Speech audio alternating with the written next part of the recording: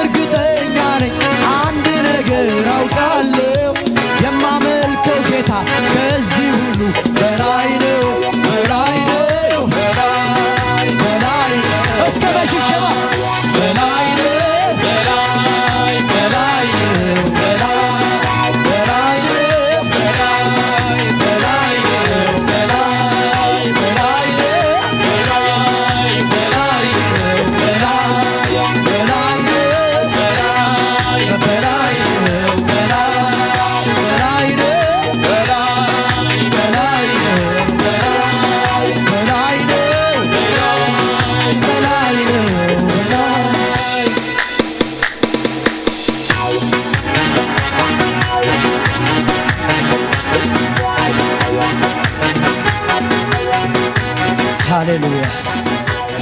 ሃሌሉያ ሃሌሉያ ነፍሱን ለወዳጅ የሚሰዋ ይገኝ ይሆናል በመከራ ኢየሱስ ግን ያንተ ሚገርመው ለኔ ለጠላት መሞት ነው ነፍሱን ለወዳጅ የሚሰዋ ይገኝ ይሆናል በመከራ ኢየሱስ ግን ያንተ ሚደንቀው ለጠላት የሞትክ ነው የሞት ፍሬ የድካም በጣር የወለድከኝ ልጅ በመከራ አልፈ ያገኘኸኝ የእምባ ልጅ ነህ የሞት ፍሬ የድካም በጣር የወለድከኝ ልጅ በመከራ አልፈ ያገኘኸኝ የእምባ ልጅ ነህ በመከራ አልፈ ያገኘኸኝ የእምባ ልጅ ነህ سقيلنا يكون عند حنا حواتي هاليلويا يسوس مكرا كندي مكرا رخيبي نعنا خدحن هاليلويا مسكال زوعلو وعلت قال لي لا يكون نزيد طاقعيت علتاني قبوي حواتي هاليلويا كبرنا املخو نسو ويري يسد هاليلويا املخو وداسي سجدت كبري تتغليلو نحن ويري يقول هاليلويا ويتا يسوس يبارك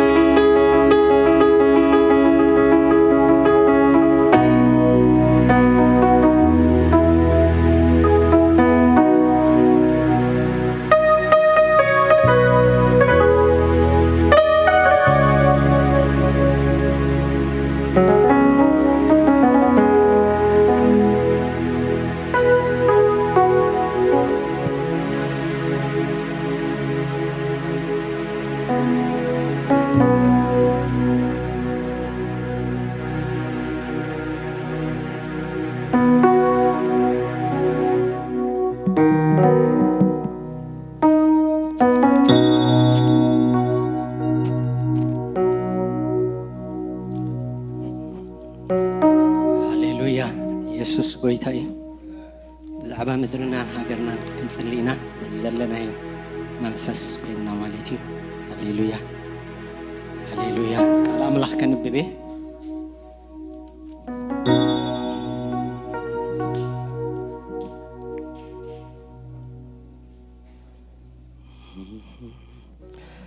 أب قدامي تيموثيوس معرف كلته كاب قصر حدا امباركه سلا كل سب بكل أملخون مرزانن هدينا بزيهوكت منتي خنبرسي سلا نجساتن كلهم مقواننتن لمانونان صلوتنان مهللانان مسغانانان كجبر كن مخلو معد الله إذي أب قدمي تخلو سب كدحن نفلتت حقون كمتس زفتو اجزيابيهر مدحانينا صبقن قبلوني هاليلويا هاليلويا هاليلويا هاليلويا مالت أملاك حدا بينو يمو التأمونغو أملاكن سبن زلو ما أكلايون التسب كريستوس يسوس حدا بينو هاليلويا أنا أملاك دس زبلو يحواتي نأملاك به زبلو حواتي نحنا بقد ما أملاك تدفينا نسأل خلنا حجد ما حواتي سكي سلا مدري زي نسألي سلا هاجرنا نسألي سلا مرحتنا نسألي سلا قويتوتنا نسألي سلا حلقوتنا نسألي سلا مما حضرتنا نسألي حواتي نسألي حواتي زي قبولي بأملاك زي قالي حواتي زي قبولي بأملاك حواتي هاليلويا هاليلويا እግዚአብሔር አቦ አምላክ ኩሉ ሰማይ ንጽልለና እግዚአብሔር አቦ ስለ መራሕቲ ኤርትራ ስለ መራሕቲ ኢትዮጵያ እግዚአብሔር አቦ በስም ኢየሱስ ክርስቶስ ንጽልለና ሃዲና ምእንቲ ክንነብር ቀሲና ምእንቲ ክንነብር ብኩሉ አምልኾን ምርዛንን بزي هوكت منتي خنبر እግዚአብሔር አቦ ቅዱስ ናትካ መንፈስ እግዚአብሔር አቦ አብልዕሊ መራሕትና ከኸውን ንጽልለና ከማኻ ከሐስቡ ጎይታዬ ከማኻ እግዚአብሔር አቦ ከማኻ ብጥበብ ከማላለሱ እግዚአብሔር አቦ ነስኻ እግዚአብሔር አቦ ልቦም ክትንክፍ በስም ኢየሱስ ክርስቶስ ንጽልለና እግዚአብሔር አቦ ርዳእን ምድርና ርዳእን ሃገርና ርዳእን ህዝብና ርዳእ እግዚአብሔር አቦ በስም ኢየሱስ ክርስቶስ በስም ኢየሱስ ክርስቶስ ንጽልለና እግዚአብሔር አቦ ሁከት ደው ክብል ካብ ምድርና ውግእ ወረውግእ ደው ክብል ካብ ምድርና እግዚአብሔር አቦ በስም ኢየሱስ ክርስቶስ ንጽልን ንምህለልና ኣለና ጎይታዬ ጸሎት ዘይትሰምዕ ዘይትንዕቕ ኣምላኽ ኣለኻና እሞ ጎይታ ነመስግነካ ኣለና ክብሪ ንህበካ ኣለና ሃሌሉያ ከመይ ኣምሲኹም ከመይ ውዕልኩም ሰላም እግዚአብሔር ንኹልኹም ይኹን ሃሌሉያ good to see you all ጋሻ እንድሕር ኣለና ሓድሽ ናብ ቤተ ክርስቲያን ዝመፀ ክነፋለጠኩም ደስ ብለና እየ ሓራይ መን ትበሃሊ ማህሌት ማርታ ማክዳ ካበይ ካብ ካልጋሪ ወንደርፉል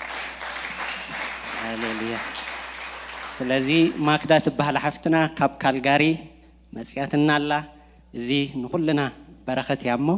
ደስ ይልና ኣሎ ኩሉ ግዜ ከዓ ክትመጽእ ነተባብዓኪ ሃሌሉያ ካልእ ሰብ ኣሎ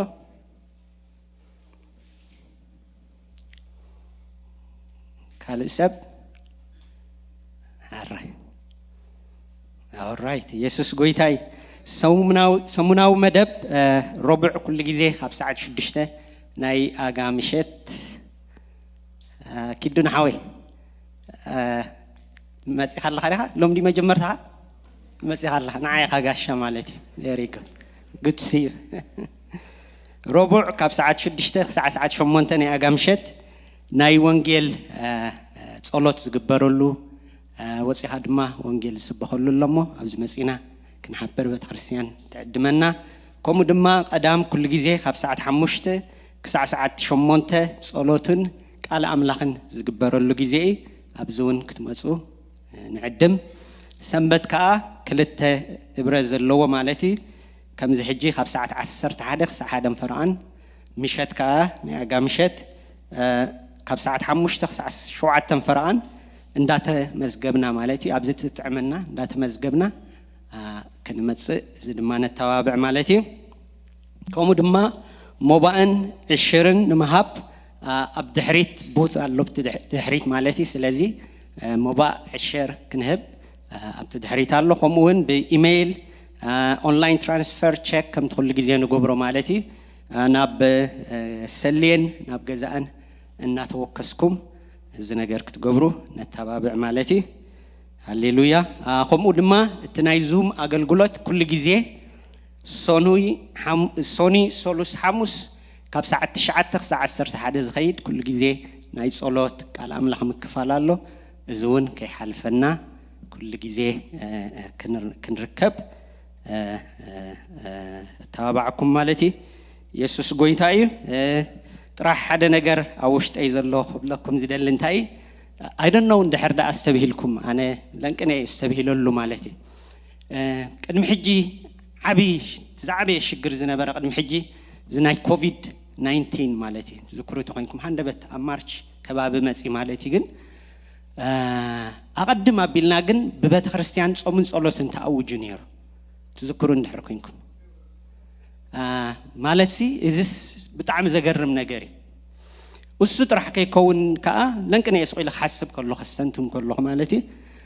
ዝሓለፈ ግዜ ከዓ ሕጂ ዝኸበደ ግዜ ዘሎ እንድሕሪኢኹሞ እዚ ብኤርትራን ኣብ ኢትዮጵያን ዘሎ ግጭት ኣሎ ከቢድ ዝኾነ ደም ፍሳስ ዘለዎ ኣሎ ኣቀድም ኣቢላ ግን ቤተ ክርስቲያን ጾምን ጸሎትን ኣውጃ ሓቂደ እግዚአብሔር ሓደ ግዜ ይዛረብ ክልተ ግዜ ድማ ይደግም ማለት እዩ ስለዚ በዚ ነገር እዚ ምስተውዓል እግዚአብሔር ከህበና ማለት እዩ ጾምን ጸሎትን ክንእውጅ ከለና ወይ ቤተ ክርስቲያን ክትእውጅ ከላ ሲሪየስሊ በቲ ነገርቲ ክንተሓባበር ኣሕዋት መንፈሳውያን ኢና ንሕና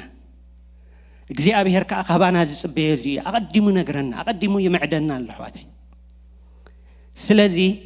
በዚ ነገር እዚ አነ ብውሽጠይ ዘሎን ማለት ድሕሪ ሕጂ ጾምን ጸሎትን ክበሃል ከሎ ሲሪየስሊ ክንወስዶ ከም ዘለና ሲሪየስሊ እግዚአብሔር ካባና ዝጽበየ ነገር ከም ዘሎ ዝጥዕመና ዘይጥዕመና ዘይኮነስ ክንገብሮ ዘለና ነገር ጌርና ብልቢ ተረዲእና ክንጽሊ ኣሕዋተይ ከተሓሳስበኩም ፈቱ ኣብ ደቂ እስራኤል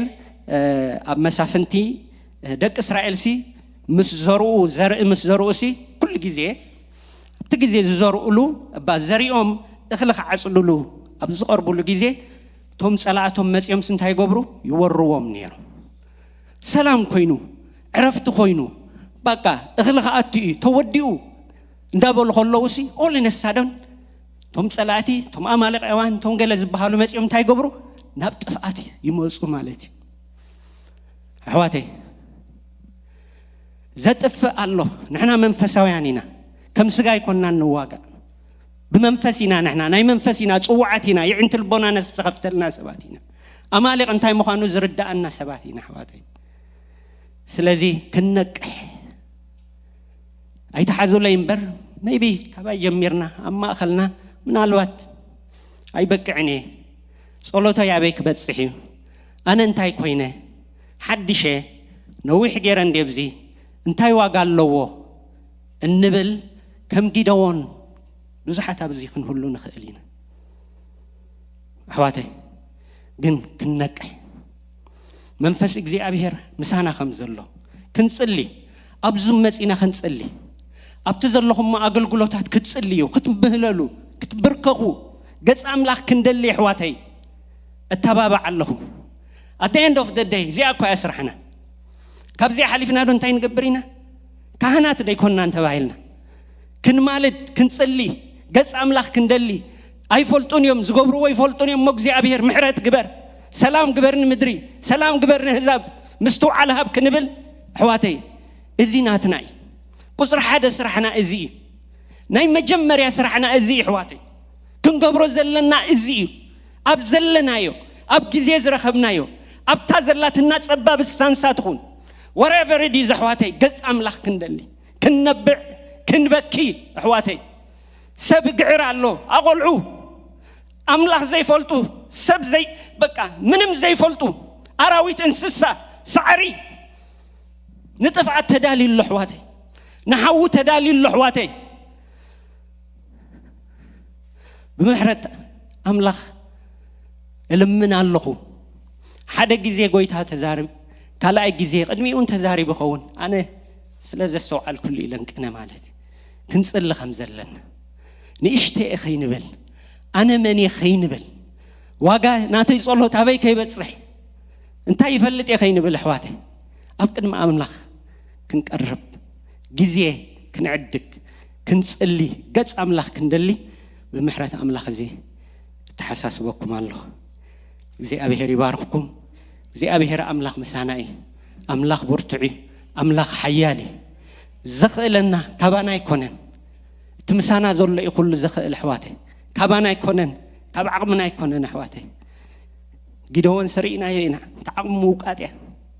ተዓቕሙ ስድርኡ ምሕጋዝ እያ ብናቱ ዓቕሚ እንትሕርኢኹሞ ማለት እዩ ንስድርኡ ገለ ነገር ምግባር እያ ተዓቕሙ ማለት እዩ بعقم እግዚአብሔር ግን እዚ ሰራዊት ናይ እስራኤል መራሒ እዚ he is a general በአምላክ ማለት ኣብዚ ዘለና አኹልና ምስተውሽጥና ዘሎ መንፈስ we are generals ኣሕዋት ኣብቲ ዘሎ ኻባና ዘይኮነስ ካብትባና ዘሎ መንፈስ ዝተልዓለ ንሕና ብርቱዓት ኢና ንሕና ሓያላት ኢና ንሕና ነስምዕ ኢና ኣሕዋተይ ንሕና ቅዱሳት ኢና ንሕና ካህናት ኣምላኽ ኢና በዚ ክባርኸኩም ደሊ ጎይታ ይባርኽኩም thank you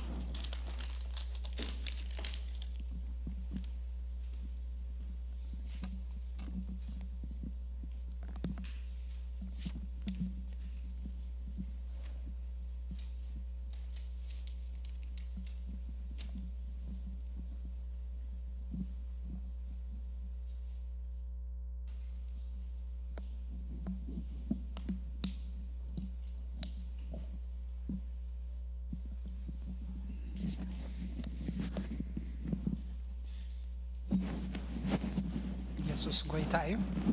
ክብርና አምላኽና ይኹን እስኪ ካብ ዘለና የተሲና ቁርብ ክንጽልይና እግዚአብሔር ይመስገን ሃሌሉያ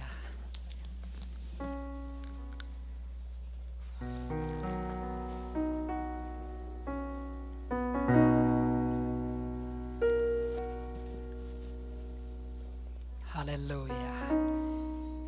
እስኪ ንጎይታ ንበሎ ሕጂ ኸዓ ቃልካ ጌርካ ተዛረበን ንበሎ ምጽበባይ መንፈስ ኩላትና እንዳአቶና እስኪ ቃሉ ንጸባባዩ ሃሌሉያ በዝኑ ጎዚ በብዙሕ መንፈሱ በብዙሕ ነገር ይዛረበናሉ እግዚአብሔር ሕጂ ድማ በቃሉ خزارበና ቃሉ خلቀልና ሃሌሉያ ቃልካ ለአኸለይ በሎን እግዚአብሔር ቃልካ ሀበን በሎ በሰዓት እዚ ከምዝ ተዋሃብና ተቃል ተዋሂቡና ክንቀበል ክንክእል عقم خنركب قلبت خنركب نقالو ناب قالو مملاس كخونلنا كم تقالو زبلنا دما خوينا خنركب كنكل كم زت تبهلنا بزاب بنوص تملأت عالمنا ابا قالو حيزنا دو كنبل كنكل هاليلويا نا እግዚአብሔር ቃል ከምዚ ልሎ ዮሐንስ ወንጌል ምዕራፍ 17 ቁጥር 8 እትዝሃብካኒ ቃል ሃብኩዎም ንሳቶምን ተቀበልዎ أنا كباخا خمز وصاكو دما بحق فلطو نسخا خمز الأخ كانون أمونو إلونا إجزابير قال الله قالكا هبكو ميلونا إجزابير قال ويتا لما عنتك قالك بكيو ويتا نقالكا قبول الله خباليو تدالو لنا إجزابير قال حوي تدالو لنا إجزابير قال إجزابير قالو يهبيو إجزابير قالو يهبيو إجزابير قالو يهبيو ሃሌሉያ لما አንተ ደማ እግዚአብሔር አምላኽ ጸልይ ያለሁ በዝም ንጉሆዚ እግዚአብሔር አምላኸይ ነህዝብኻ ነዚ ጉባኤ እዚ ነፍስ ወከፍና ኸትብሎ እግዚአብሔር አምላኸይ ዘዳለኻዮ ቃል لما አንተ በዘይ መኸልካል እግዚአብሔር አብዚ ጉባኤ እዚ ክወድቕ አብ ነፍስ ወከፍና ክወድቕ ቃል ደማ በእስራኤል ወደቀ ከምዝ ተባህለ እግዚአብሔር لما አብ ዮናስ ክወድቕ እግዚአብሔር አብዚ ጉባኤ እዚ ቃልካ ክወድቕ لما አንተ በሽም ኢየሱስ ነጸልይ ያለና نتصلي علينا እግዚአብሔር አምላኸይና ይጸቃልካ መንፈስ ናይ ቃልካ ስልጣን አብዚ ጉባኤ እዚ ክልቀቅ ናይ ቃልካ ኃይል አብዚ ጉባኤ እዚ ክልቀቅ ናይ ቃልካ ክብሪ አብዚ ጉባኤ እዚ ክወርድ لما አንተ በሽም ኢየሱስ ክርስቶስ ይጸልይ ያለሁ አምላኸይ እግዚአብሔር ነዋዳትን ነዋልድን እግዚአብሔር ቃልካ ክረኽበና በኢየሱስ ስም ጸልይ ያለሁ አሜን እግዚአብሔር ቃልካ ትህብ ይኸንስኻ በዝንጉ ህዚ ቃልካ ስለ ዘሃብካና ተመስገን ጎይታ በቃልካ ስለ ተበጽሐና ተመስገን ስለ ተፈውሰና ስለ ተጻናናና እግዚአብሔር አምላኸይ ስለ ተዛረበና ስለ ተዝነነና እግዚአብሔር ስለ ተተሳና ስለ ተንቀሐና እግዚአብሔር በኢየሱስ ስም ንባርከካለና ሓደ ሰብኳ እግዚአብሔር ቃልካ ኸይ ተዛረቦ ኸይወጽ ሓደ ሰብኳ እግዚአብሔር አምላኸይ ቃልካ ኸይ ዳህሶሶ ኸይወጽ ሎሚናይ ቃልካ መንፈስ ይርከበና ويتا خوم سلز جبركا تمسكن نقال كاز قلب እግዚአብሔር አምላኸይ ክፉ ዘበለ በሽም ኢየሱስ ክርስቶስ ይወቃ ካብ አየራትና በኢየሱስ ስም ይርሐቅ አሜን ኮም ስለዝ ገበርካ ተመስገን ስለ ሰማዕካና ክብር ንበካልና ሃሌሉያ ኢየሱስ ጎይታይ ክብርና አምላኽና ይኹን ጎይታ ኢየሱስ ይባረክኩም ተባረኩ ከፍሉ እግዚአብሔር ይመስገን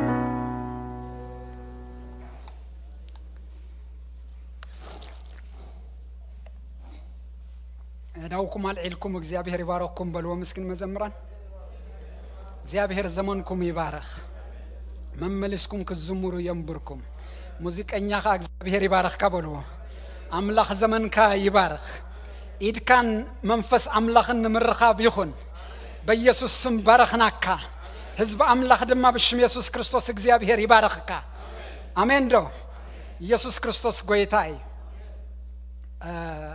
አምላኽ ሰናይ أملاخنا هياوي أمين دحواتي كمزي حونا بالنسبة لنا لومي أبقرارات مدياب كخونا لنا يزبا لنا እግዚአብሔር ይባረክ أنا دما تسمامي اللهم استقالو أمين دو ኢየሱስ ጎይታይ نحن مركبو أبي وديبوا أبقرارات بارك جروا أنا زجر من نجر أبقول بارك مقبار زسأنا له زمن سي أبكرن أرارات بارك مقبار سأيجر مكان حزب أملاخ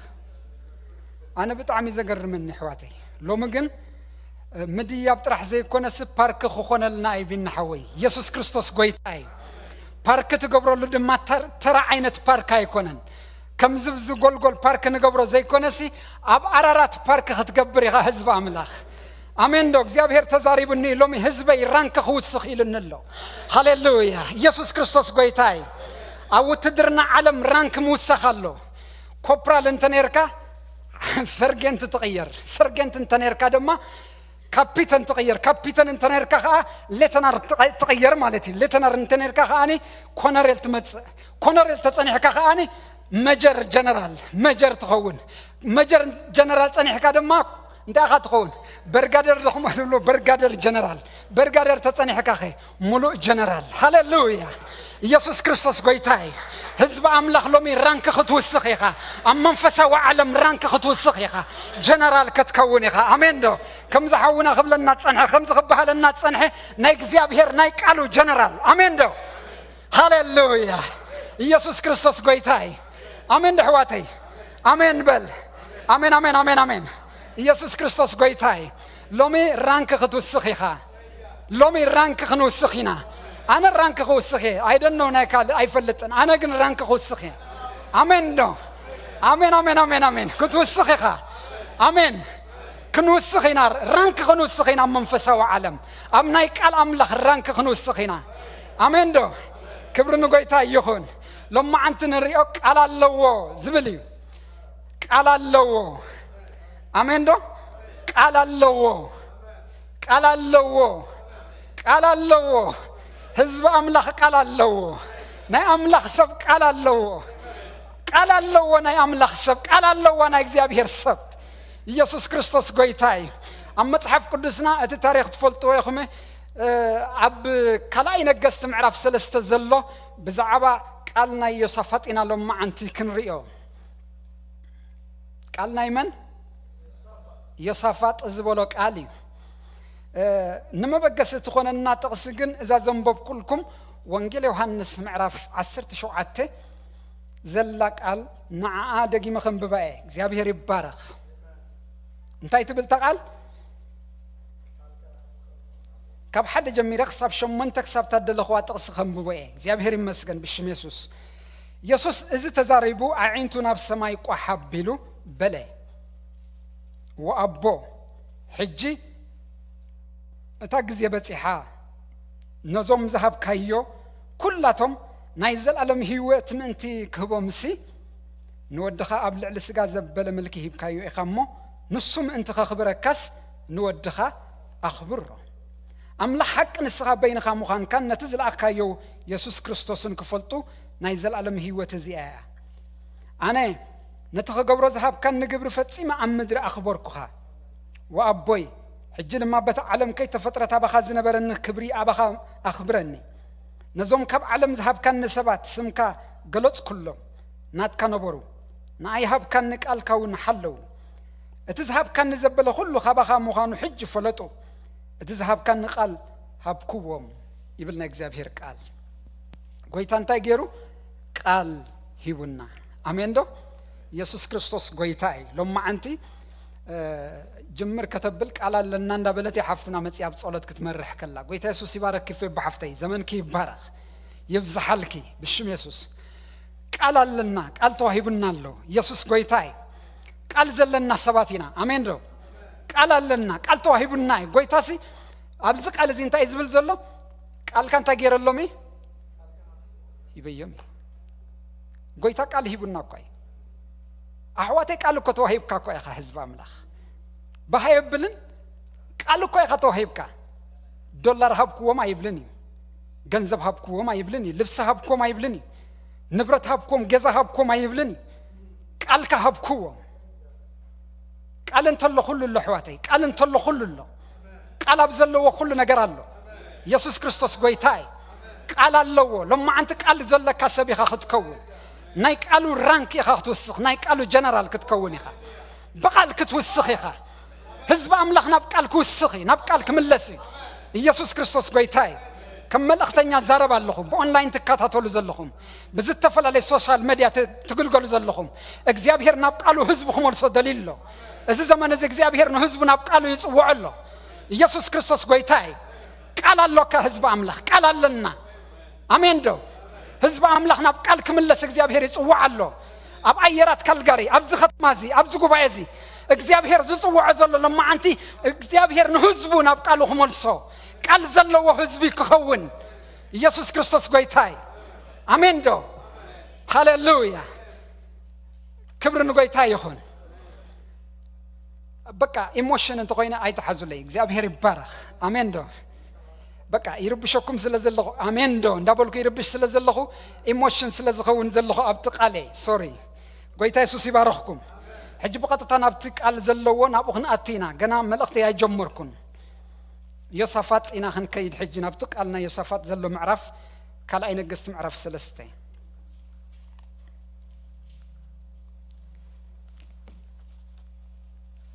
ጎይታ ክረዳአና እዩ ኣዝዩ ንውሕ ዝበለ መልእኽቲ እዩ ንሎማዓንቲ ዘሎ ግን ጎይታ ክረዳአና እዩ ብሰዓትና ክንወዲ ኢና እግዚአብሔር ይባረኽ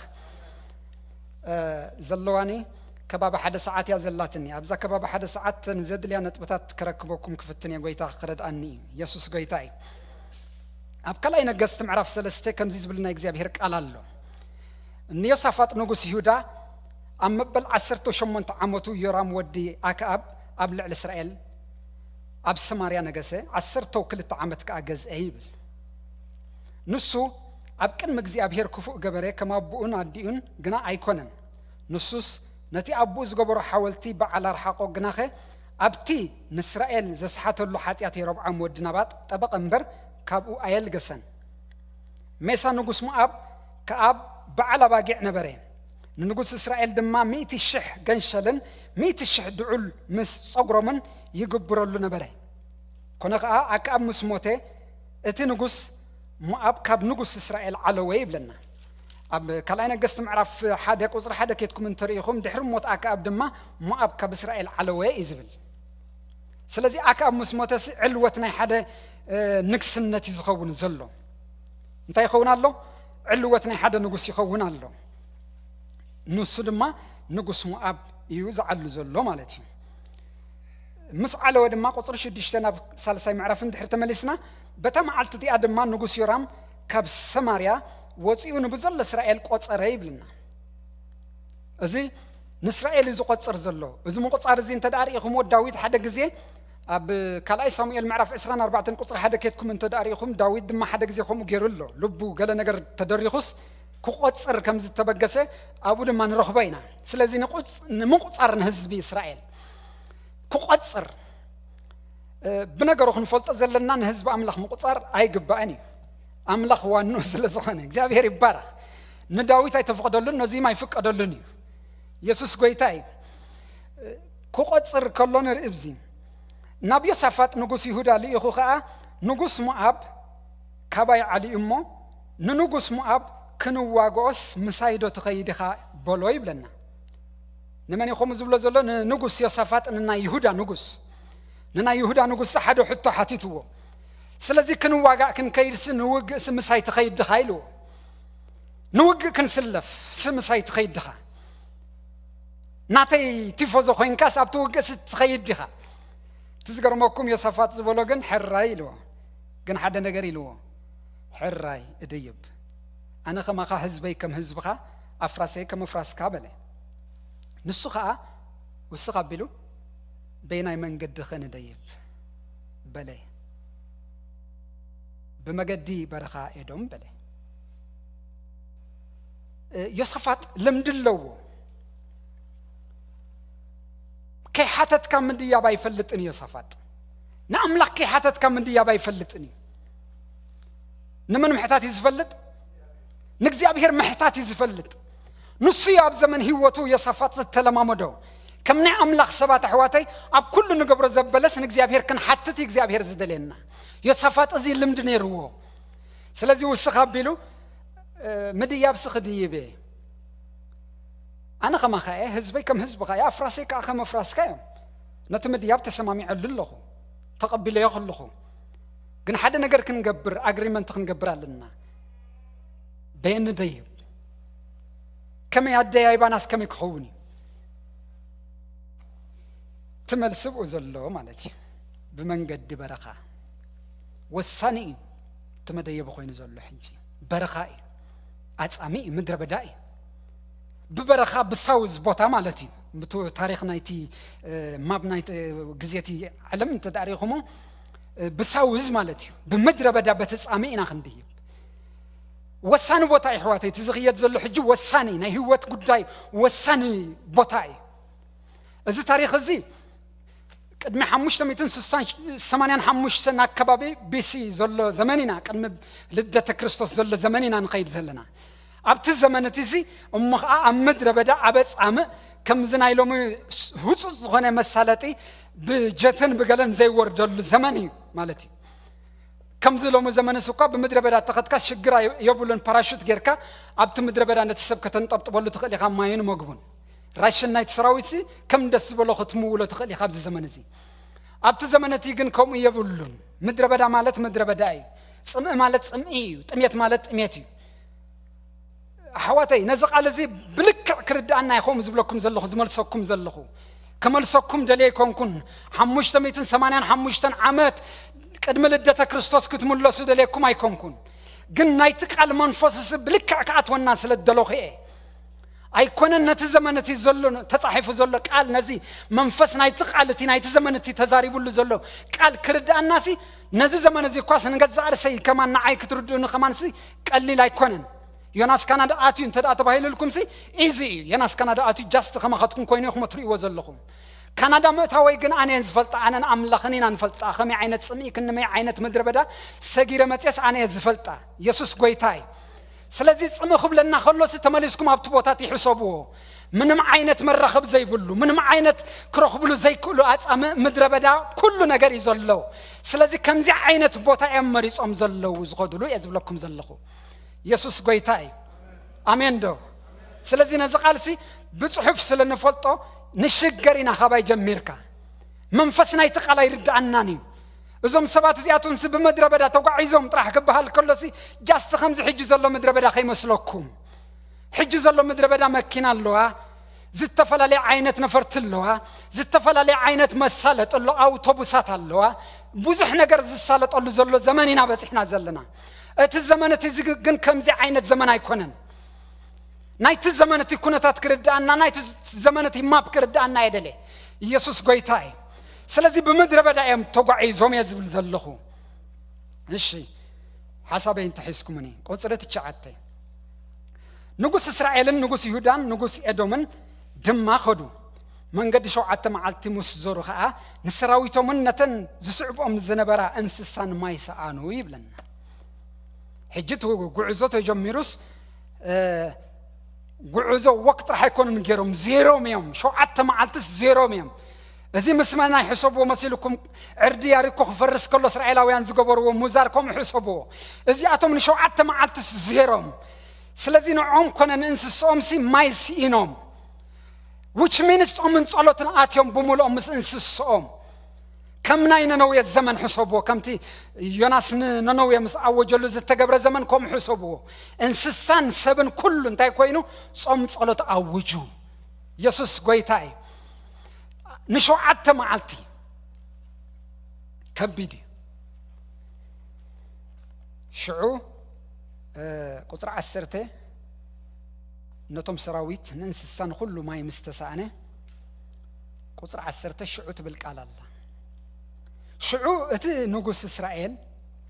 أيجزي أبي هرس نظم سلست نجستات زي أتوم أب إيدم أب أحلفوا كوبم صوّعهم بلايب لنا سلزي نايسرائيل نجوس يرام طيب لالله صوّعيتنا نظم سلست نجستات سي نتفقاتي እግዚአብሔር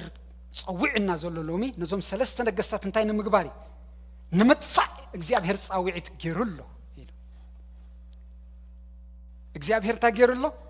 ነሰለስተ ነገስታት ንምጥፋዕ صاوعت ይገብራሎ ኮሙ ይገርልና ዘሎ ይሉ አብዚኹም የሳፋጥ እትረኽቡ ኢየሱስ ጎይታይ ቁጥሪ 11 የሳፋጥ ግና بون እግዚአብሔር እና حتሉ ነብይ እግዚአብሔር ዶ አብዚ የሎኒ በለ የሳፋጥ ግን እንታይሉ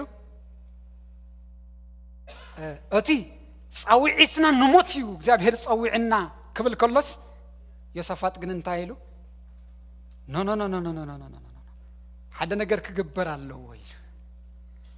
ንአምላኽ ክሕተት አለው እግዚአብሔር ክሕተት ክኽእል አለው ወይ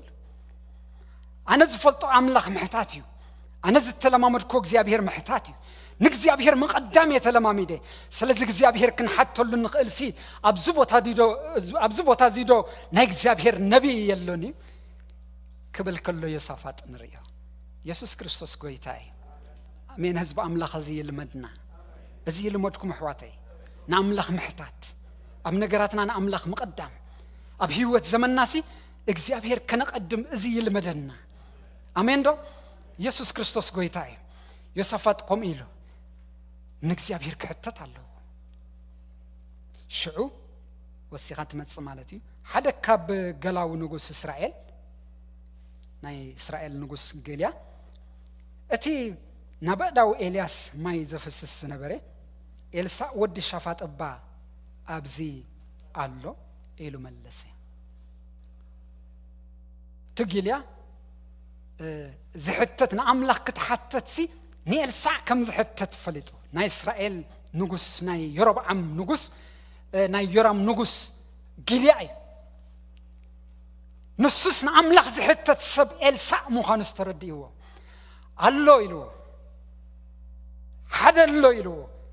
إل ساع زب لبزبوت هزي الله بوجر كاين نعملك زحتت إلو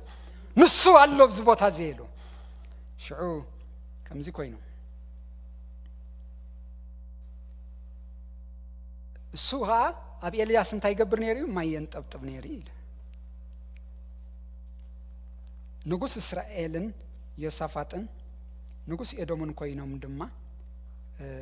سوري حليفي الله مثلا أبا أبزلو مسبله إلو ملسي يوسفاتك قالك سي أبيهر مسؤول سكبولهم قالك سي أبيهر مسؤول وسق بلوسي يصفات انتايلو إلسا قالو مسبولس قالك سي أبيهر مسؤول قال نجر قال الله يكون نيلو بزح سراويت الله ويبلن بزح صور الله ويبلن بزح نبرت الله ويبلن بزح جنزب الله ويبلن أفرس بزحات ناتو أفرس ناي وق علومات يا ما يبلن نسو نا እግዚአብሔር ቃል አለው ሃሌሉያ نسو انت ያለው ቃል እግዚአብሔር مسؤول له ኢየሱስ ክርስቶስ ጎይታይ ቃል እግዚአብሔር ምሳኻ ኸውን كل حواوي كل ነገር አለው ህዝብ አምላክ ቃል እግዚአብሔር አለው ማለት كل له ቃል እግዚአብሔር አለው ማለት كل له ተፈጥሮ ይሁን ቃል እግዚአብሔር አለው ኢሉ የሰፋጥ ዝዛረበሉ ዘሎ مسؤ قال እግዚአብሔር مسؤول ንጉስ እስራኤልን የሳፋጥን ንጉስ ኤዶምን ኮይኖም ድማ ናብኡ ወረዱ እንታ አይነት ናይ አምላኽ ሰብ እንታ አይነት ናይ እግዚአብሔር ቃል ዘለዎ ሰብ ነገስታት በሙሉኦም ናብኡ ተሰሪዖም ዝመጹሉ ናይ አምላኽ ሰብ አሕዋተይ ቃል ዘለዎ ሰብ እዚ አዛውንቶች ወዳንተ ይመጣሉ እንጂ አንተ ወደ አዛውንቶች አትሄድም عبيت السبات نبخا موصمبر نسخان عبيت السبات اي تخيدن يخا قال እግዚአብሔር ዘሎ ወሰብኮም ኢየሱስ ጎይታይ ኮሙ ተባሂሉሎ ምሻብ ዘመን ዳዊት عبيت السبات ናበይ ይመጹ ሃሌሉያ ቃል ዘሎ ወሰብ ይመጻሉ ምጻሉ ሰለስተ ነገስታት በነገሩ በዚ ሰለስተ ነገስታት ይልዎም ዘሎ ናይ እስራኤል ንጉስ ዮራም ንጉስ ናይ ይሁዳ ንጉስ ዮሳፋጥ ናይ ኤዶም ንጉስ ግን ንጉስ አይኮነን መስሌነ ኢኔሩ ግን ከም መስሌነ ኮይኑ ኣብቲ ቦታቲ መራሒ ስለ ዘሎ ተሃገር ብንጉስ ጸዊዑ ወንበር ንጉስ አይኮነን ንግስነት ባይዘወይ ኣብቲ ግዜቲ አይነበራን መስሌነ ያትማ ሓደር ነራ ኢየሱስ ጎይታይ ስለዚህ ሰለስቲኦም እንታይ ኮይኖም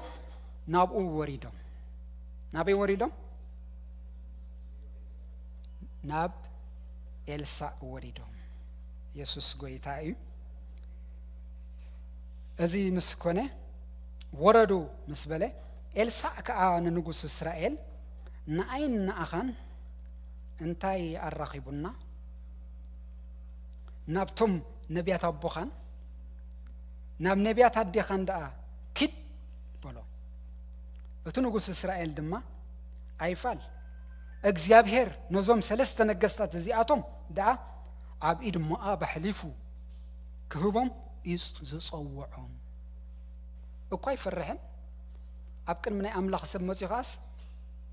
ተፀዊዕና ኢና ሰለስቴና ንጥፍኣት እግዚአብሔር ፀዊዕና ይኻብሉ ንኣምላኽ ዝፈልጦ ይመስልን ንናይ ኣምላኽ ሰብ እኮ ይኹም ዝብሎ ዘሎ ኣብ ቅድሙ መፅኡስ ኪድ እንተበሎስ ተፀዊዕና ኢና ንጥፍኣት ተፀዊዕና ምስ ናይ ኣምላኽ ሰብ እኮ ይዝደራደር ዘሎ ቅድሙ መፅኡስ ኪድ ምሳኻ እንታይ ያረኺቡና ኪድ ናብ ነቢያት ኣዴኻ ናብ ነቢያት ኣቦኻ ተበሎስ ኣምላኽ ፀዊዕና ክንጠፍ ኣይንኸይድን ኢና ንጥፍኣት ኢና ኦልሬዲስ ብኦምሩስ እንታይ ገይርዎ እዩ ማለት እዩ ንጥፍኣት ሲ ተቐቢልዎ እዩ ኣሕዋተይ ኣነ ንስኻትኩምን ግን ቃሌና ተቐቢልና ኣሜን በሉ ኣሕዋተይ ኣነ ቃሌ ተቐቢለ በሉ እስኪ ጎይታ እንታይ ኢሉ ኣሎ ቃልካ ሃብኩዎም ንሳቶም ድማ ተቐበሉ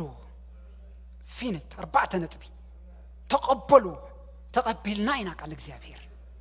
ንሱ ግን ንምንታይ ተቐቢልዎ መሲልኩም ንጥፍኣት ንሞት ንኽፉእ ነገር ተቐቢሉ ምቕባል ወሳኒ ኣሕዋተይ ወሳኒ ክንጠፊ ኢና ኢሉስ ይዛረብ ኣሎ ኤልሳዕ ከዓ ንዮሳፋጥ ንጉስ ይሁዳ እንተዘይብልሲ ኣነ ኣይምጠመትኩኻን ኣይምርኦኹኻን ድማ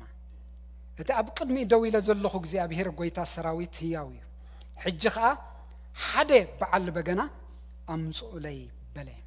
ኮነ ድማ እቲ በዓል በገና ምስ ወቅዐ ኢድ እግዚአብሔር መጸቶ ስሙ ዘይጥቀስ በዓል በገና ሙዚቀኛ ብዝቦታ እዚ ተጸውዕ እዚ በዓል በገና እዚ ክድርድር ከለኹም ኣብርሂም ሓውና ኢድ እግዚአብሔር ያመጽያ ኢድ እግዚአብሔር ይምጻልካ ብናትካ አቢሊት እግዚአብሔር በቃ ኢድ ይንቀሳቅስ አሕዋተይ ናትና ክእለት ናትና አቢሊት እኮ እግዚአብሔር እንታይ ገብርሉ ይመስልኩም ኢዱ ይንቀሳቅስሉ በቃ እግዚአብሔር እንታይ ይገብር መስልኩም ክብሩ ይገልጸሉ ክብሩ ይግለጸልና ደው ብናትና ክእለት እግዚአብሔር ክብሩ ይግለጽ በክእለት ህዝብ አምላኽ እግዚአብሔር ክብሩ ይግለጽ አሜን ደው ክብሩ ይግለጽ ሙዚቀኛ እንትኾንካ በሙዚቀኛ እግዚአብሔር ክብሩ ይግለጽ ካልእ ክእለት ካልእ ሞያ ዘለካ ድማ በካልእ ሞያ እግዚአብሔር ክብሩ ይግለጽ ኢዱ ይንቀሳቀስ ኣብዚ ጉባኤ እዚ ከምኡ ይኹን በኦንላይን ተከታተሉና ዘለኹም ብናትኩም ክእለት ኢድ እግዚአብሔር ይንቀሳቀሰልኩም አሕዋተይ ከምኡ እኮ ይኾይኑ ክወቅዕ ምስ ጀመረስ ኢድ እግዚአብሔር ሰተት ኢላ መጽያስ ናብ ኤልሳዕ መጽያ ኢየሱስ ጎይታ እዩ ንሱ በገኑ ይዝድርድር ዘሎ እንዳደርደረ ከሎስ ናይ እግዚአብሔር ኢድ ግን መጽያ ሃሌሉያ ኢድ እግዚአብሔር ስናበይ መጽያ ናብ ኤልሳዕ መጽያ ሽዑ ኤልሳዕ ከምዚ ክብል ጀሚሩ በለኸ ይብል እግዚአብሔር ከምዚ ይብል ኣሎ ኣብዚ ረባዚ ጎዳጉዲ ኣብ ርእሱ ጎዳጉዲ ኩዓቱ ኣነ ዝገርመኒ ኩዓቱ ጥራሕ ይተባሂሉ እምበር ኣበይ ኩዕቱ ከም ዝግብኦም ተነጊሮም ኣብ ሩባ ኢልዎም ክንደይ ጉድጓድ ይኩዓት ኣይተነግሮምን በኻልእ ኣዘራርባ እግዚአብሔር ክንዲ ዝኩዓትካዮ ጉድጓድ ምምላእ ብቑዕ ኢየሱስ ክርስቶስ ጎይታ እዩ ሓፍተይ ኣነም ከም መልእኽተኛ ዘረበክ ኣለኹ እግዚአብሔር መጠን ዝኩዓትክዮ ክመልኣልክ ብቑዕ በቃ ንሱ ብቑዕ ክንዲ ዝኩዓትካዮ ጉድጓድ ነታ በዓልቲ ጎይ በምሽኮም ተባሂላ ኣይተውሕድ እዩ ንስኽን ተምፂኻ ኣነ ክመልእ ግዲ እዩ ንስኽን ዘይመውሓድ ይስራሕኪ እዚኦም ካታዮም ትበሃሉ ዘሎ ምኹዓት ናትኩም ግደደይ ኣነ ናይ ምምላእ ግደይ ናተይ እዩ በቃ ነቱ ጉድጓድ ምምላእ ናተይ ስራሕ እዩ ንስኻትኩም ከዓ ምኹዓት እዩ ከም ዝኹዓትኩሞ ግን ኣነ ክመልእ እየ ክንዲ ዝኹዓትኩሞ ኹዓቱ እሞዛ ከተማ ጉድጓድ እንተመልኣና ይኸ ክመልኣ እየ ኢየሱስ ክርስቶስ ጎይታ እዩ ተሓቅቖም እዩ ዝብል ኩላ እያ ማይ መሊኣት ዓዲ ኢየሱስ ጎይታ እዩ ንሶም ብዝኹዓትዎ መጠንሲ እግዚአብሔር ክመልኦ ብቑዕ እዩ ኣሕዋተይ ህዝቢ ኣምላኽ ብዝኹዓትካዮ ብዝጸለኻዮ ጾም ጸሎትን ብዝኣተኻዮ መጠን እግዚአብሔር ክመልኣልካ ብቑዕ እዩ ኢየሱስ ጎይታ እዩ ገጽ እግዚአብሔር ብዝደለኻዮ መጠን እግዚአብሔር ክመልኦ ብቑዕ እዩ ኢየሱስ ክርስቶስ ጎይታ እዩ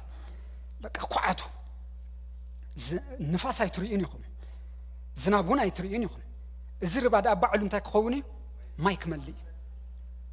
ማይ ክመልእ ዝዛረብ ዘሎ ሰብ ረእይዎ ኣሕዋተይ ቃል ምስኡ ኣሎ እቲ ማይ ካበይ ክመጽእ ኣይንፈልጥን ኤልሳ ግን ንሕና ሓደ ነገር ንፈልጥ ቃል እግዚአብሔር ግን ምስኡ ኣሎ አምላክ ከመይ ገይሩ ህይወትክ ዝሰርሕ አና አይፈልጥን ሓፍተይ ሓወይ አይፈልጥን ግን ቃል እግዚአብሔር አባኻሎ ምሳኻሎ ቃል እግዚአብሔር አምላክ በቃሉ ይዝሰርሕ ባይዘወይ በነገሩ እግዚአብሔር ኢሉ ተንቀሳቀሶ ነገራት ዘንቀሳቀስ እግዚአብሔር በቃሉ ክትሞጽ ኸለኻ እዩ ቃሉ ክትሕዘሉ ኸለኻ እዩ ኢየሱስ ጎይታይ ኤልሳ ግን ቃል ምስኡሎ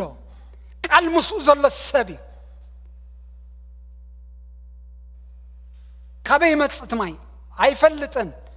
ግን ምስኡ ቃል እግዚአብሔር አሎ ሰብ ይዛረባሎ ወዛረባሎ ስለዚህ ቃል እግዚአብሔር ምስኡሎ እቱ ዝበሎ ከኸውን እግዚአብሔር ይባረክ እግዚአብሔር ከምዚ ይብላሎ ንፋስ አይትሪኡን ዝናቡን አይትሪኡን እዚ ርባዳ ባዕሉ ማይ ይመልእ እሞ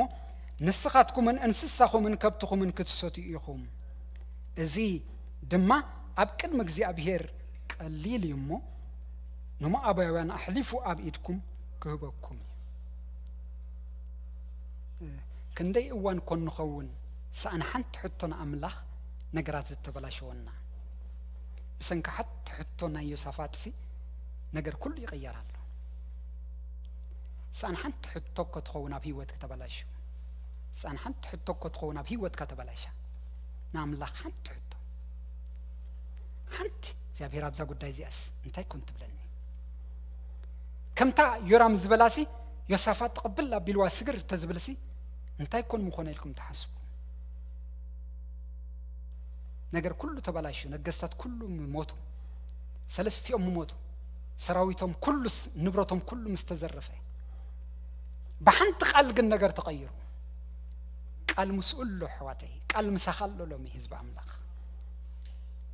ሓንቲ ቃል ናብ አምላኽ ጥራሐውጽ ነገር ክቀየር ይኽእል እዩ ህይወትክ ተበላሽ ኸውን ነገርካ ተበላሽ ኸውን ምናልባት ናትካ ሁነታት ተበላሽ ኸውን በኦንላይን ተከታተሉን ዘለኹም ሳን ሓንቲ ቃል ናብ አምላኽ ሎሚ ግን ዘረባለኹ ከም መልእክተኛ ቃል መስኡል ቃል መሳኻሎ ቃል መሳናሎ ኢየሱስ ጎይታይ በሐንት ቃል ነገራት ክስተኻኸል ይኽእል እዩ get ready ቃሉ ሒስካ ጥራሕና ወቅረብ ሃሌሉያ በሐንት ሕቶስ ነገር ይቀየር يصفات قومي جيرو نعملك حتى تالله وليد نعملك أنت كم نجبر سكن حتى لنا نعملك حتى لنا بيترح دليلنا الله يصفات أبزبط هذي الله نسو أبيد إلسا إلياس ما يزنت أبتب سبب زلوا أبزبط هذي الله حواتي كالجار كون عخوك أتصب زلا من يفلتنا كالجاري نهاجر كندا كنتات بحنت حتى خايق يرخون نهاجرنا حتى بحنتي نتكاكل نأملاخ تغير تخون يسوس قويتاي قال مسخلو حزب أملاخ قال مسخلو حفتي قال مسخلو حوي بحنتنا بእግዚአብሔር مصوعكا محتاج كاس ነገር يغير يبلك الله يغيرنا ህይወትክ ነገራት ኩነታት ዝደንጎየክ ይغير ኩነታት ዝደንጎየካ ይغير حنتنا بእግዚአብሔር بمحتاج كاس ነገር ሽፍት ይገብር ይحوي يسوس قويتاي يصفات قومي جيرو ناملاك حتى تالله حنت عدل كنهبول لنا ناملاك أبزو قداي زي عدل كنهبول لنا እግዚአብሔር يلو حوي عدل እግዚአብሔር حبو عدل እግዚአብሔር حبيو حنت نجر مسحاب كيو እግዚአብሔር نجرات قيرو اختر يا أخي يسوس قويتاي كبرنا أملاكنا يخن إلسا أبزلو مستبه لدما قال እግዚአብሔር مسؤول له مزسب زيالو نسو كنرهبول لنا نابوخن كيدا لنا مسوخن الزرارب لنا أملاخ بوغيرنا هنحطو لنا يسوس قويتاي كم تزبول دما صبوع عدل كوينس مس إلساء تراخيبهم من رخابوس مسكم زيهم سبات يرخبكم أب زمن هيوتكم እግዚአብሔር بقى أتقمزي عينة السب أحواتي يرخبكم مركب ترخبوا سبسي أب زمن هيوتكم سخمزي عينة السبير كوبكم لوط زمت علكم بقى نزمنكم زغير كنتاتكم زغير تاريخكم زغير سب أب زمن هوتكم يقطمكم آمين أحواتي يقطمنا بشم يسوع كريستوس بقى مركبوسي كم يوسفات زام السلسب بحنت حطن أملاخات زراريبوس نجارات زغير سب قال እግዚአብሔር ሙሴ ዘሎ ወሰቢር ከበና ኢየሱስ ጎይታይ በቃ ተራኺቦም ዝሰብዚ ዮሳፋጥ ከም ዝበልኩኹም ልምድ ለዎን አምላኽ ምሕታት እንታይ ኣለዎ ንእግዚአብሔር ምሕታት ልምድ ዘሎ ወሰቢ ኣብ ካልኣይ ነገስት አይምን ኣብ ቀዳማይ ነገስት ምዕራፍ 22 ከድኩም ታሪኽ እንተዳፍ አንቢብኩሞ ዮሳፋጥ አቡ ድማ ንእግዚአብሔር ከሐተ ኸሎ ኢና ንሪኦ قدامي نجست معرف أسران كل التنملس يلكم من دحرت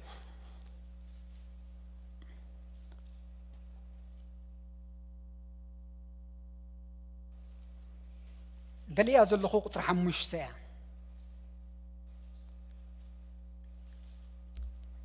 جن كاب سلسة جميلة قم بواي أتنقص إسرائيل كأ نقلعوا وراموت جل أدناتنا مخانس تفلت أدلهم نعاقب إيد نقص سوريا كاين وسدا دما نحنا سقيلنا دو قالونا بلوم نيوسافات كا نراموت جلعاد كنواغاس مسايدو تقيدي خا بلوم يوسافات دما نغوس اسرائيل انا كما خاي حزبي كم حزبخا افراسي كم افراسكا ام بلو قطر حمشته يوسافات كا نتنغوس اسرائيل لومي نقال እግዚአብሔር كتحتت لمنكا الله كم عينة اللمد الزنبور السبي نمتى يزقدم انت لكم نسي نقال لك زيابير يزقدم حفتي لو ما يتقدم تخوني حوي انت يتقدم تخون انت يكون نقدم نخون عبز الزمن زي انت لو نقول إسرائيل حنت نقر كلم منك كايلو سادما لو ما ينقال لك زيابير كتحتت لمنك صراحة مشتري يخما لو من تاخد تقبر نقال እግዚአብሔር كتحتت لمنك كالخو بالو شعوت نقص إسرائيل نتوم نبيات 400 زاخلو سبات أكيبو نراموت جلعاد كنو واقع دو خنكيد ويس كنترف بالو من الساتوم دما خمس بولو 400 يتصبصبوا ولا شيء يتصبصبوا بزي قدس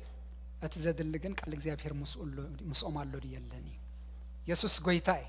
كلهم تأكيبهم متشم صبوت تنبيهم اليوم نقص إسرائيل زمصم بعل ناي بعل أخبكاب نبياتات أمسيهم كلهم درديرس حجي حدا نجر حتلني سلزي أملاخ حتى تالو أملاخ نزن حنا نملخ حقنيا أملاخ يكونن ناتهم أملاخ طاوتي تناي طاوت أملاخ حتى تالو سلزي كن كيدوس ولا خنترف الصوم كا وا قد قبل كان ديب أبيد كخبكاي شعية صفات قلنا زي ما يتقبلون مغنياتو قال እግዚአብሔር كم زي بلو مال ليوم قال እግዚአብሔር يبلون مسؤوم قال እግዚአብሔር يلن قال እግዚአብሔር كم زي لو تاريخ ابغزاهم كتنببو يوم قصر شو عاد تخيتكم رأيو يصفات قا جنادو ان حتى نبي እግዚአብሔር ابزي يلوني جنادو نا እግዚአብሔር قال زلو سباب زي يلني مسؤ قال እግዚአብሔር زلو سبد يلني እዚኦም ዝርዮም ዘለኹ ሁሉም ነቢያት ሲ ቃል እግዚአብሔር ተራኾም ሲየለውን ተመርሚሮም ባይስ ንጉስ መርሚሮም ሲብሎም ቃል እግዚአብሔር ሱቂሎም ሆ ዝብሉምበር ቃል እግዚአብሔር ለካ ይብሎም ዮሳፋጥን ተራእያምስ ኩሎም ቃል እግዚአብሔር ሙስኦም የለን ገና ደ የለኒው ሓደን አምላኽና ሓተሉ ቃል እግዚአብሔር ሙስኡ ዘሎ ሰብ ቃል እግዚአብሔር ዘለዎ ሰብ ይለውጥ ዘመጽ አሕዋተይ ቃል እግዚአብሔር ዘለዎ ሰብ ለውጥ የምጽ ሽዑ ቁጥር 8 እቲ ንጉስ እስራኤል ድማን ዮሳፋጥ ገና ሓደ ሰብአይ ምልኪያስ ወዲ ይምላ ብኡ ጌርና ንእግዚአብሔር እና ሓቶባ አሎ ገናኸ ንሱ ኹፉ እንበር ጽቡቕ አይንበለይኒ ናምላኽና ሓተሉ ሰብ አሎ ምልኪያስ ግን ዝገር መካስ እንተ መጽ ጽቡቕ እሱ ጽቡቕ አይንበኒ ጽቡቕ ተዛሪብለይ አይፈልጥኒ ተነቢለይ ጽቡቕ አይፈልጥኒ ሕማቁ أنت غاب أملاخ يكون لكم يسوع قويتاي قال እግዚአብሔር زلوا وسب يكون لكم صبون كفون እኮ እግዚአብሔር ሒዝዎ ኣሎ ግን ካብ እግዚአብሔር ቃል አለው ወዲ ይብሉኒ ትጉዳይ أنت حفت خمزي لا كل ጊዜ ገበር ገለመለ ትብልኒ ራሲ أنت زحفت زي كل ጊዜ ገበል ትሪ كل ተመን ትሪ كل ጊዜ ማእስያት ዕምባባ ትሪዮ ዕምባባሪ ኣይትፈልጥን حوي كاب أملاخ طرح يخونلك قال እግዚአብሔር مسؤ زلو سب طرح يبللك يسوس ጎይታይ عمبابا يرأ قبل يرأ بزي قدس قال እግዚአብሔር زلو يرأ يلك آمين دو يسوس ጎይታይ قال እግዚአብሔር زلو وسب نسو صبق عين بيلين يلو ناي إسرائيل نوس نسو نعي كفو يززارب اللي سلازي نسو خصوا يبلون مصوعس كم زيهم زعموا السل 400 نبيات ناي بعالات امسيخه صبق انت سمع كالو يحشت اذنك صبق مسمع دا من زي فوتو املاخ يلو ودي ايبولن كويت غداي حواتي قال እግዚአብሔር አለው ወዲ በቃል እግዚአብሔር ተመዚኑሲ ሐሊፉዲ ሚዛን ቃል እግዚአብሔር ክልክዖ ከሎሲ ሚዛን ረኺቡዲ አይረኸበን ይቱ ጉዳይ እኮ በቃ ቆም ኢሉ ንጉስ يوسفات كا نجوس كمو عايزاربله شعوت نجوس إسرائيل نحدا سلوب شعو كم مسبولو مسكول كله يوسفات كم عايزارب مسبولو نخبر نوت نجوس قبلي مثلا ني سلوب ليخو يمصع له تسلوب كاسق يلدو حزو يمصع مجلس كلهم 400 نبيات تزاريبو مزلو غرم كصبق تقالاو صمو زلو كمزن يلوم كمز يلوم كلهم كتورصا يخيلهم سلازي نسخاخ تزارب تخون كاخاني كم حد قبطة ممكنك كتورصا يخبولو كل خطاق علكاي يسوس قويتاي حواتي كم يكونن قال እግዚአብሔር زلو قال እግዚአብሔር يززارب يزبل آمين دو قال እግዚአብሔር زلو وسب قال እግዚአብሔር يززارب مكياس كمص كلخو مسبولوس ቁጥር 10 يزلخو صبق تزارب مسبولو مكياس ቁጥር 14 مكياس غنا اتግዚአብሔር ዝበለንን ኦኸም ዝዛረብ ህያ ወግዚአብሔር አነ ዝዛረቦ ጥባይ ብልን አምላኽ ዝበሎ ነገር ንሱ ጥብ ከብለሎሜ ከይደ ዘለኹ ሕጂ አነ ንሶም ዝበሎ ዋዘይ ኮንኩ ዝደግም እግዚአብሔር ዝበላ ቃል እግዚአብሔር ይምሳይ ዘሎ ኢየሱስ ጎይታይ ከምዚን ላ ተደራደሩ ምስ ጊልያ መቸም በጽሖም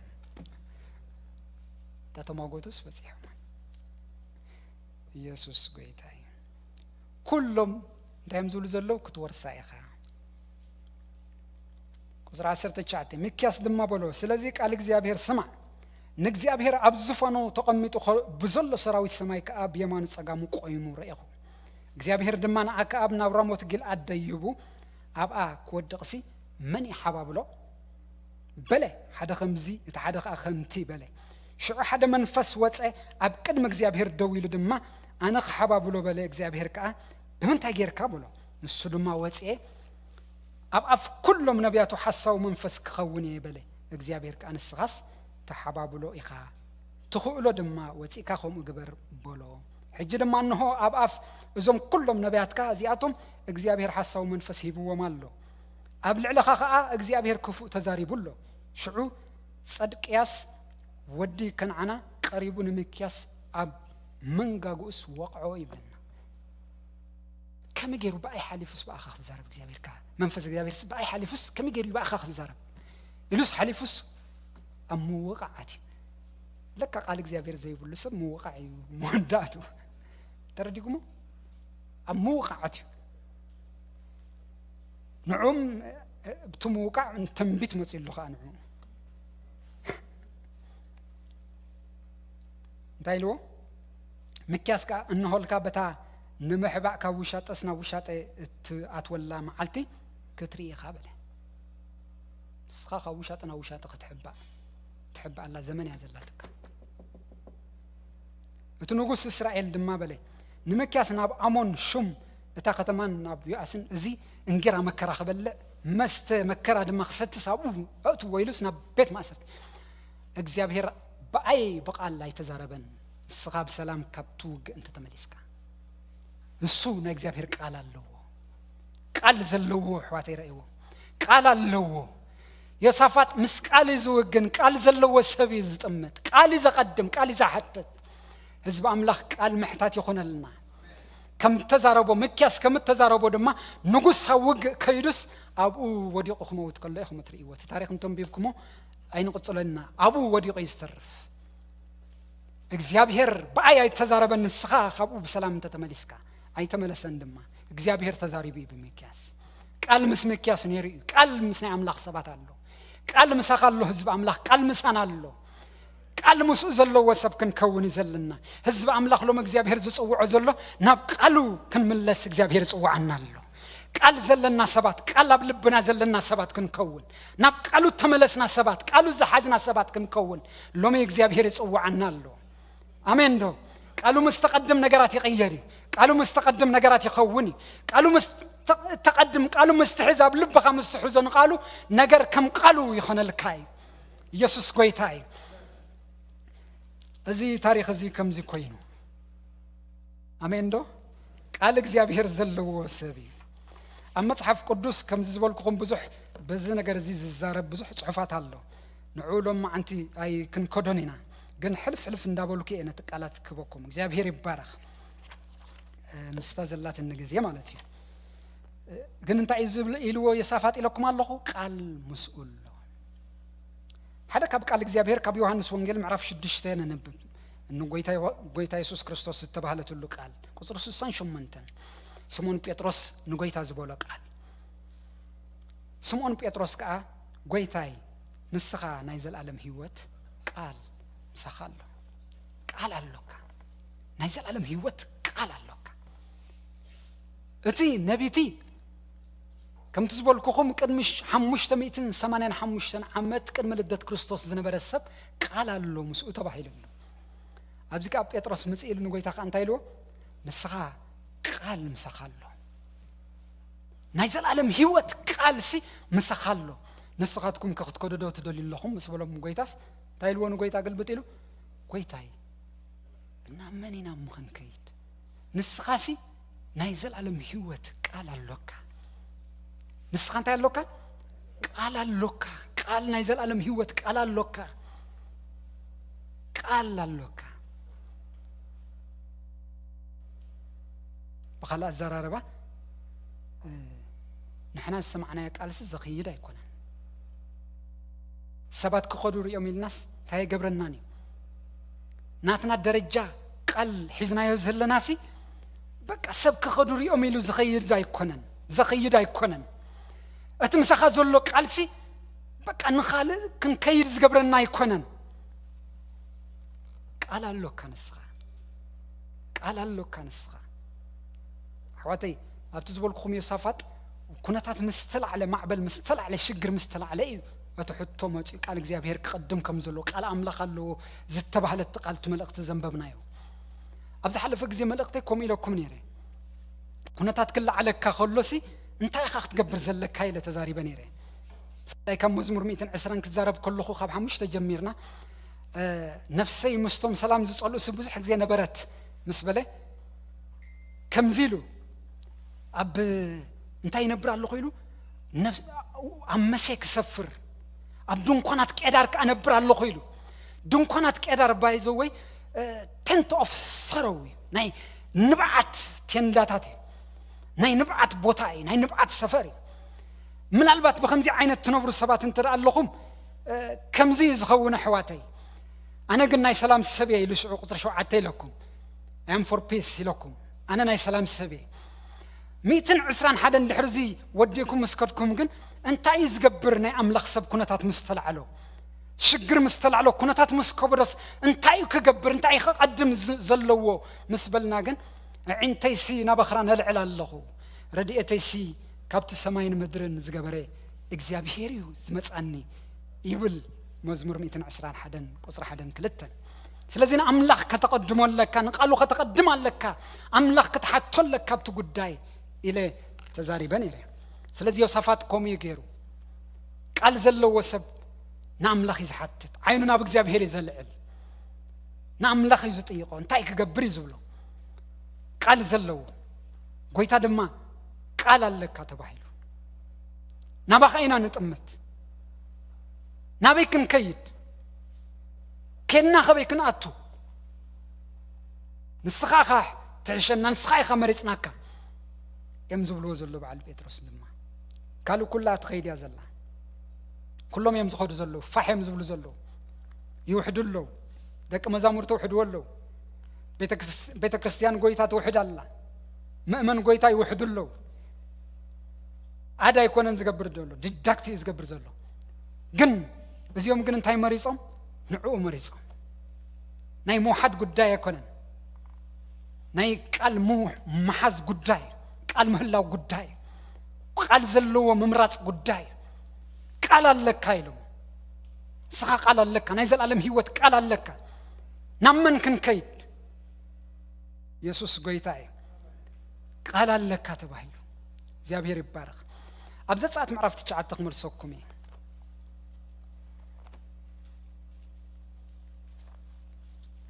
يسوس قويتاي زت ساعات معرفت تشعت تقصر اسرع حدا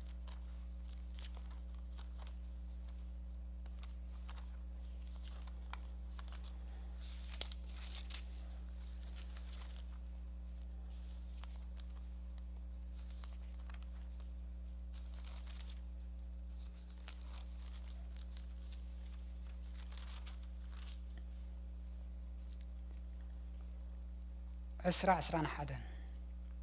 كابقلاو فرعون اتنقال እግዚአብሔር ዝፈርህ ዘበለ ሰቡን ማሉን ናብ አባይቲ አህደመ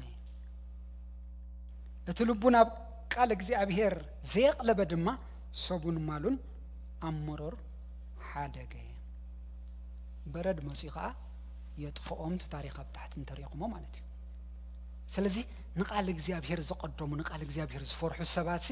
ማሎምን ጥሪቶምን እንተገይሮም አህዲሞም አዕቂቦም ቃል ዘለዎ ሰብ ይዕቆብ ቃል ዘለዎ ሰብ ይምልጥ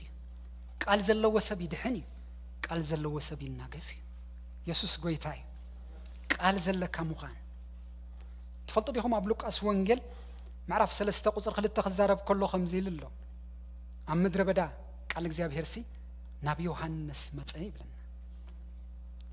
አቡ ደርዲሩሎ ሽማምንቲ እከለ ሹማ በከለ ኸሎ ኢሉ ጠቂስ ወሎብቲ ቁጥር 1 ትሪእዎ ትኽእሉ ኢኹም ሉቃስ ምዕራፍ 3 ቁጥር 1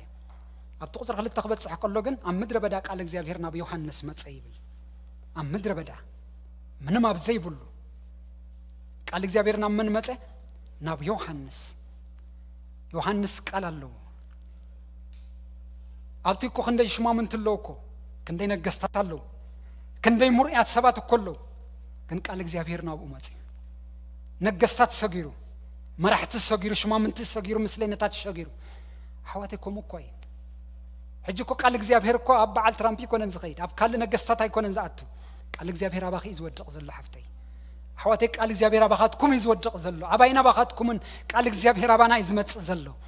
ስለዚህ ነዚ ቃል እዚ ክንሕዘለና ይዝብል ዘለኹ ኢየሱስ ጎይታ እዩ ክንደይ ሽማምንት ኸለው ክንደይ ሰብ ክራባታ ኸለው ክንደይ ሰብ ባድላ ክንደይ ዘግየጹ ኣብ ቤተ መንግስት ኸለው እወ ሓፍተይ ቃል እግዚአብሔር ግን እንዳዘለለ ናባኸ መጽእ ኣሎ ኢየሱስ ጎይታ እዩ ቃል እግዚአብሔር ናባኸ መጽእ ኣሎ ሓወይ ናባኸ መጽእ ኣሎ ሃሌሉያ ልክ ናብ ዮሐንስ ኣብ ምድረ በዳ ቃል እግዚአብሔር መጽእሉ ከምቲ ዝበልኩኹም ድማ ቃል እግዚአብሔር እዩ ጎይታ ይውና ቃልካ ሃብኩዎ እቲ ዝሃብካን ቃል እንታይ ገይረሎሚ ሃብኩዎ ግን ነቲ ዝተዋህበና ቃል እንታይ ክንገብረለና በዚያ ክውድእ ግዜ ይውድእ ስለ ዝኾንኩ ክንሕዘለና ናትና ክንገብረለና ኢየሱስ ጎይታ እዩ ዮሐንስ ወንጌል ምዕራፍ 15 ቁጥር 7 ከምዚ ኢልሎ ቃለይ ኣባኻትኩም እንተሓደረ እትደልይዎ ዘበለ ትልሙንሞ ይኾነልኩም እዩ ኣብዚ ልማኖ ዝበዝሐና ዘመን ልማኖታትና ዝበዝሐሉ ዘመን ግን ቃል እግዚአብሔር ኣባና ይኹን ቃል እግዚአብሔር ይሃልወና ቃል እግዚአብሔር ምሳና ይኹን ቃል ኣባኻትኩም እንተሓደረሲ እትደልይዎ ዘበለ ትልሙንሞ ይኾነልኩም እዩ እዚ ናይ እግዚአብሔር ትኹል ቃል እዩ حوي سمعيو حفتي سمعيو زقالزي بأونلاين زلهم سمعوا زقالزي قال እግዚአብሔር አባኻትኩም እንተሓዲሩ እትደልይዎ ዘበለ ትልሙንሞ ይኾነልኩም ህዝብ አምላኽ ይኾነልካዩ ቃል እግዚአብሔር አባኻ እንተሓዲሩ ቃል እግዚአብሔር እንተለካ ቃል እግዚአብሔር ምሳኻ እንተኾይኑ ሎሚ ቃል እግዚአብሔር ምሳና ክኸውን አምላኽ ይጽዋዓሎ ንነፍስ ወከፍና እዚ ይጽዋዓሎ እግዚአብሔር ቃል እግዚአብሔር መስኡሎ ክንባል ቃል እግዚአብሔር አለዎም ደቃይ ክንባል ሎሚ ቃል እግዚአብሔር አባና ይሃሉ አሜን ዶ ኢየሱስ ጎይታ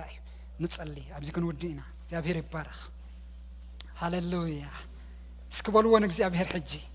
قالكا أباي كخون لما أنت ولو كلا أمرات يبلنا نبز على مزي هللويا كلا أمرات يبلنا قالوا تروح أمراتنا هللويا أبجزينا إنا زلنا أقام يبلون كلاتنا تسينا بقى خم قالوا مسرت بقى እግዚአብሔር قالوا أبانا خدر كرد أنا خدقفنا نايك قالوا سبات كن كون قويتا خدقفنا كلاتنا نسألي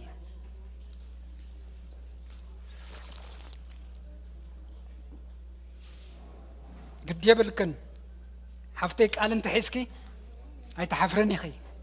حويك قال انت حسكا منم نجر تخونا نجر يبلكان كم تقولكو خا كم تدما بينا حونا زبولو أب عرارات بارك خطقبري خاب زمن هيوت كابكا زيت تعسكا نهيوت بارك خطقبري ناي نبرا بارك خطقبري خا يسوس قويتاي أميك الكابل الله خبرو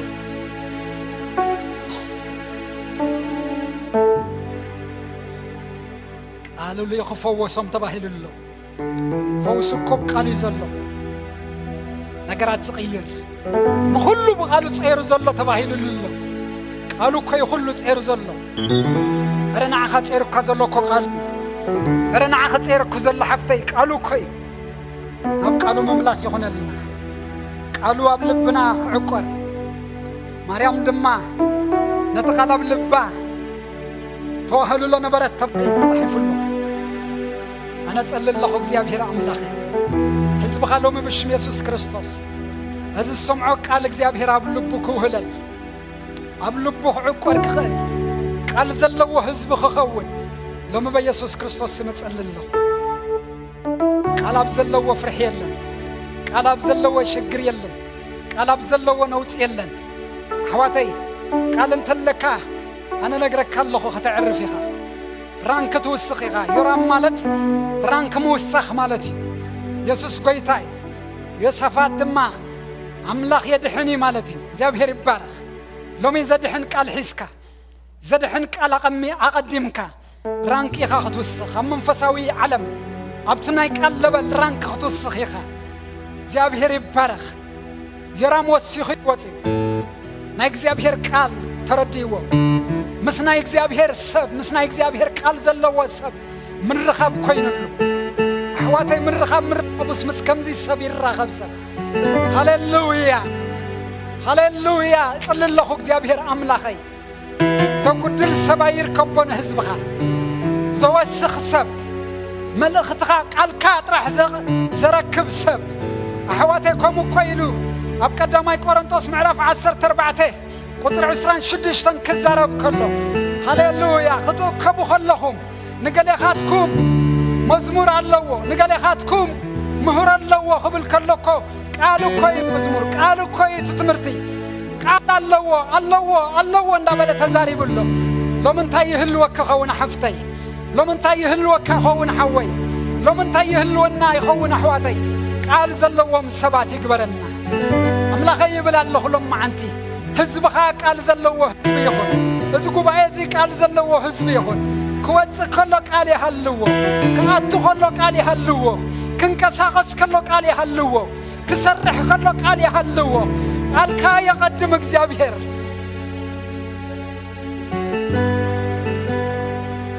صلي حواتي دقفن بلون እግዚአብሔር دقفن بلون قلقل سبات بقى قال نقودن زدربنا سباتنا قال صقام زقدفنا يا سباتنا لو مقنا بقالو مملاس يخونلنا هاليلويا نابقالو مملاس يخونلنا حوي بقى بلون እግዚአብሔር لو مدقفن بلو كابقالو وطي خاي تخيد كابقالو وطي خاي تخيدي نابقالو مملاس يخونلك نابقالو مملاس يخونلنا بلون እግዚአብሔር نابقالك مملاس يخونل يبلو انت تملس كاس نابقالي تملس نابقال እግዚአብሔር ተመለስ አሁን نابقال እግዚአብሔር ነመለስ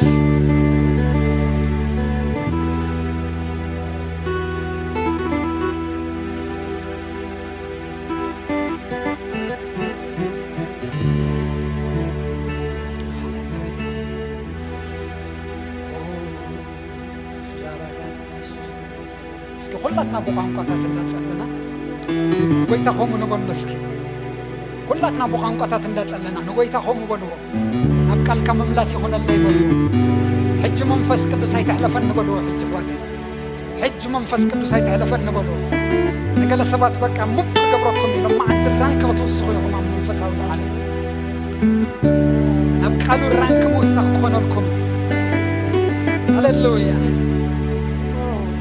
ኣብ ቃልካ ወስኽ ርዳን በልዎ ኣብ ቃልካ ወስኽ ኮነልኝ ይደል ያለሁ በልዎ عمق نبقى الكاميرا وخونا اللي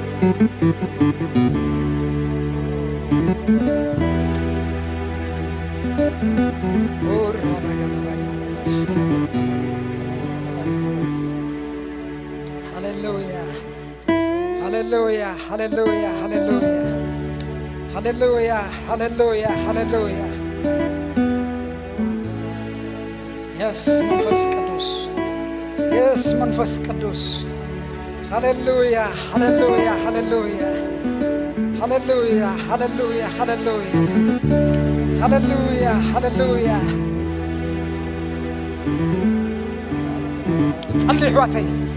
صلي نبقالو مملاس كونلنا قالو زلوهم سباتنا زقال زي باخدكم كمبوبي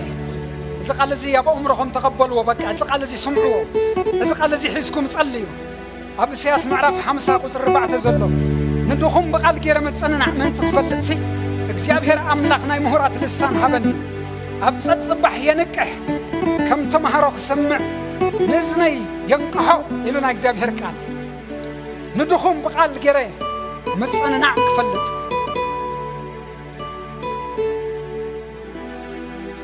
ሃሌሉያ ከምኡ በልዎን እግዚአብሔር አንቅሐን በልዎ በዚ ንቃልካ አንቅሐን በልዎ ንቃልካ ክነቅሕ ደል የለኹ እግዚአብሔር በልዎ ንቃልካ አንቅሐን መንፈስ ቅዱስ በልዎ ኦ ሃሌሉያ ሃሌሉያ ሃሌሉያ ሃሌሉያ ቃል ምሳኻ ውሰድ ይልሎ ሆሴዕ ምዕራፍ 14 ቁጥር 2 ቃል ምሳኻትኩም ውሰዱ ይልሎ ቃል ምሳኻ ውሰድ ህዝብ አምላክ ቃል ምሳኻ ውሰድ ክትወጽእ ከለኻ ቃል ምሳኻ ውሰድ ቃል ምሳኻ ውሰድ ቃል ዘይብልክ ትውጽእ هللويا كل حذف زملاء عالم كل فلاطات زملاء عالم بقال حس كتوصيها كن كدحنيها قال حس كان توصيها كن كتناغفيها قال حس كوصا هللويا قال مساحاتكم وصدوا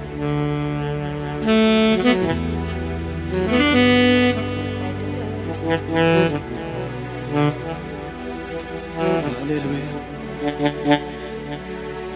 هللويا اسكن مودات አይዳውና ዘርገናን እግዚአብሔር ንባረክ ወነመስግን ነው እግዚአብሔር ይባረክ ሃሌሉያ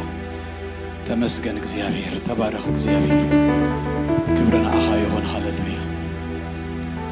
ሃሌሉያ ነመስግን ነው እስኪን መወዳታ እግዚአብሔር ይመስገን ሃሌሉያ ሃሌሉያ ሃሌሉያ ናይ ዘላለም ሕይወት ቃል አለካ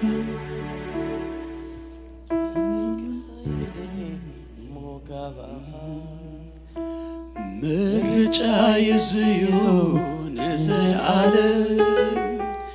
ከቤት ከወፃኢስ አይነበር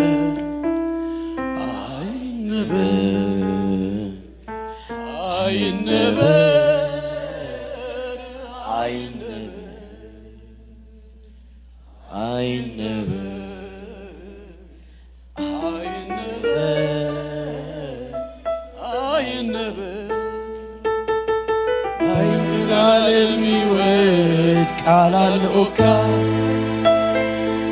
عليك خيدي موكا بأخا الرجع يزيون زلالة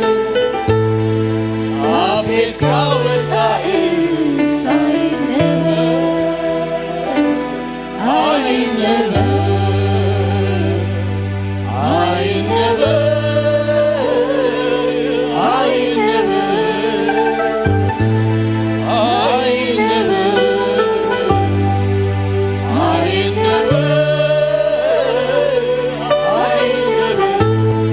ودات أخلت تقسي ናይ ዘለዓለም ሕይወት ቃል ኣለካ ኣበይ ክኸይድ ምርጫዬ ጽዮን ንዘለዓለም ካብ ቤትካ ወፃኢ ሳይነበ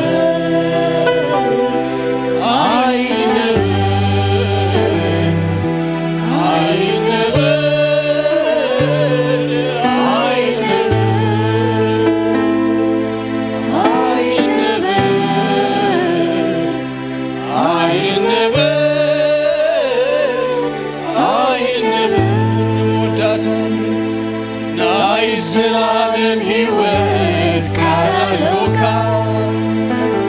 نارك خيري مكابخا مرجعي سيون زلالم كابخا وتعيس عينبر